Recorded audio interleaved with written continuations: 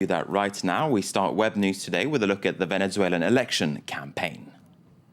The electoral campaign for the parliamentary elections on the 26th of September is in full swing in Venezuela. Voters will be electing the 165 deputies to the National Assembly, the only parliamentary chamber in Venezuela. There is huge mobilization online. Insecurity is one of the main campaign themes. The writer of this post says that in 2009, over 19,000 people were killed in the country. He claims the government has stopped publishing all homicide statistics. Evidently, the opposition has leapt upon this theme, as we see in this video posted online by an anti-Chavez blogger. The clip depicts a violent kidnapping where the victim is taken to a polling station.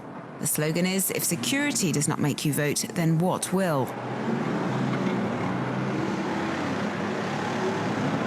This song was written by an opposition coalition group and denounces the violent climate that reigns in the country. It's called "I Want to Live Without Fear."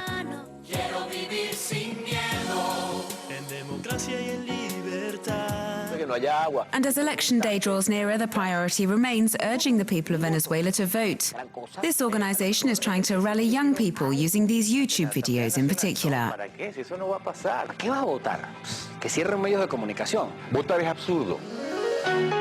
And there are several online initiatives aimed at making the vote as transparent as possible. On this map, web users can use Twitter, SMS or email to report any irregularities in the electoral process, like intimidation, for example.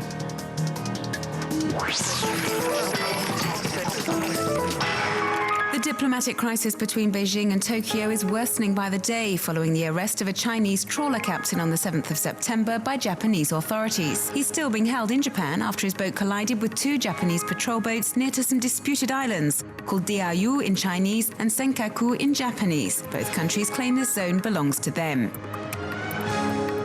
The incident has reignited anti-Japanese feeling on the Chinese web. Last weekend, web users organized a demonstration near to the Japanese embassy in Beijing. And according to the poster of these images, the police were pretty accommodating towards the protesters in this diplomatic neighborhood that had been placed under high security. And nationalist computer hackers have recently launched a series of attacks on Japanese websites, making them inaccessible or replacing their welcome page with a Chinese flag.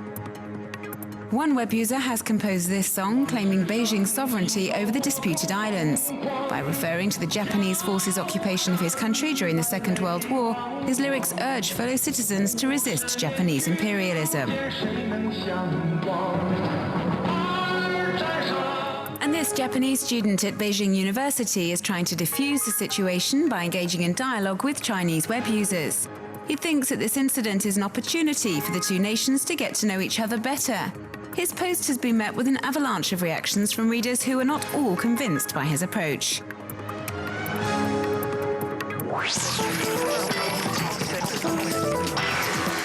An interactive map to fight the daily occurrence of sexual harassment. The project Harassmap is about to be launched in Egypt, where the phenomenon is becoming commonplace. Female victims of sexual harassment in the streets can take a photo of the guilty party and send it via SMS to the organization that will then map the aggression. The aim is to show the extent of the problem, support the victims, and push the authorities to take action to stop this scourge.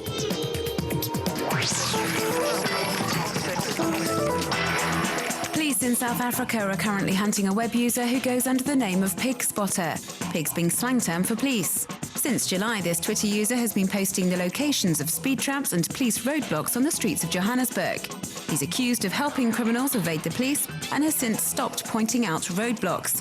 The police are, however, pursuing him for defamation and defeating the ends of justice.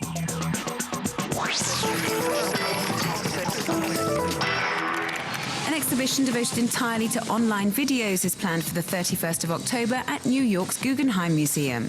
The 125 shortlisted clips have just been revealed, but only 20 of them will be exhibited.